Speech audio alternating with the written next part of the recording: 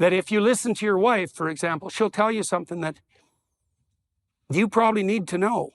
And God only knows what obstacles that'll clear from your path in the future, because maybe your tyrannical attitude towards her and your kids is also seriously interfering with your effectiveness as a mentor or an employer at work, or in your relationship with your customers, because you're kind of derisive and dismissive, let's say, to their complaints.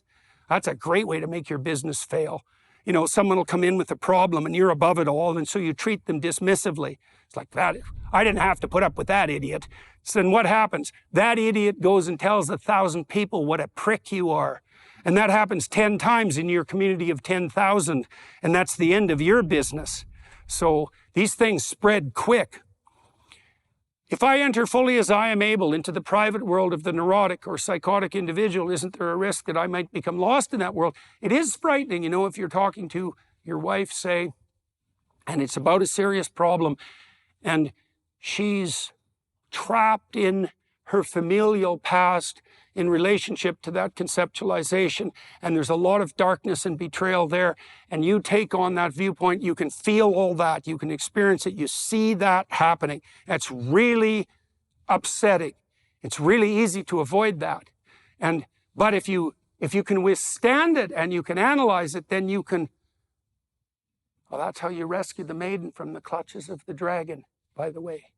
Right, and that works, And you know, in the story of Sleeping Beauty, remember that, is that when the prince is trapped in the castle and the evil woman, the witch, turns into the dragon that confronts him, right? That's the impediment that women put forward to a relationship with them.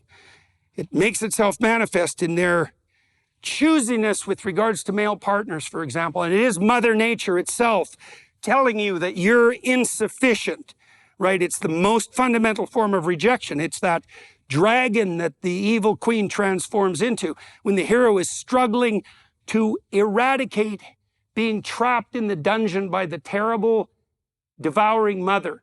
He emerges from that with the help of the positive feminine. That's those little fairies that take his shackles off. And the terrible witch transforms into a dragon who he defeats, and then she has put thorns around the castle that guards Sleeping Beauty, and he has to cut his way through the thorns.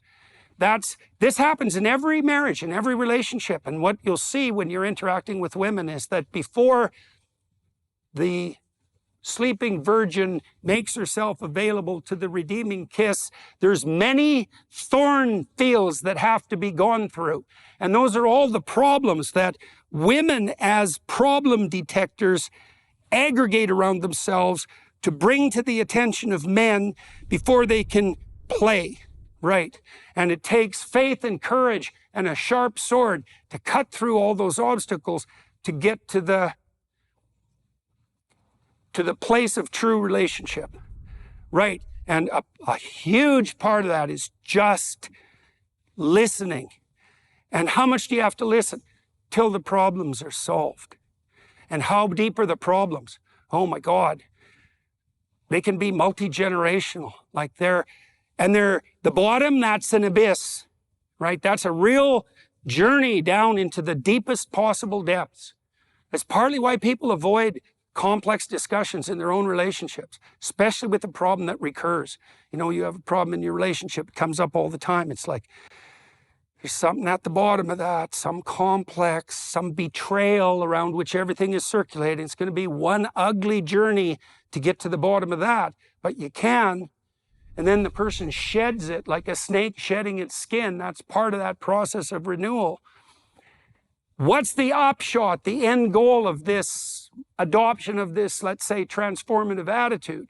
Well, that's the goal of psychotherapy. And not only that, but the definition of integrated personality and social harmony simultaneously. If you're well constituted psychologically and you have the courage to listen and negotiate, then you set your social relations straight. And if you gather people around you in your family, in your broader community, there's nothing you can't take on. You know, because maybe you can't take it on yourself because it's too big a task, but if you had 1,000 people helping you, you got them all on board on this particular adventure. Is there anything you couldn't?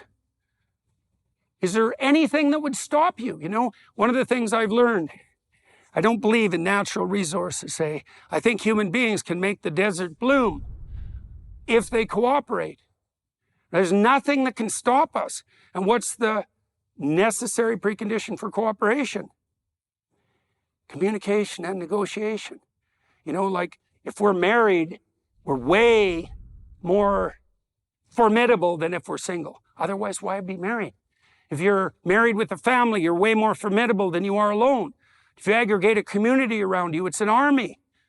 You know, what can stop you? Well, maybe nothing. Maybe nothing. Maybe almost everything that stops you is a figment of your own imagination. And I'm not trying to make light of the obstacles in life. What I'm trying to do is point to the fact that you have resources in front of you that are far more extensive than you think. There's a rule. It's a religious rule. God walks with you to the degree that you voluntarily confront mortality and malevolence. It's a definition. It's a definition of the divine, is that if you adopt that attitude, that's the spirit that comes to inhabit you. And if that's the case, well, what's the alternative? That you're stronger if you avoid? That's a stupid theory.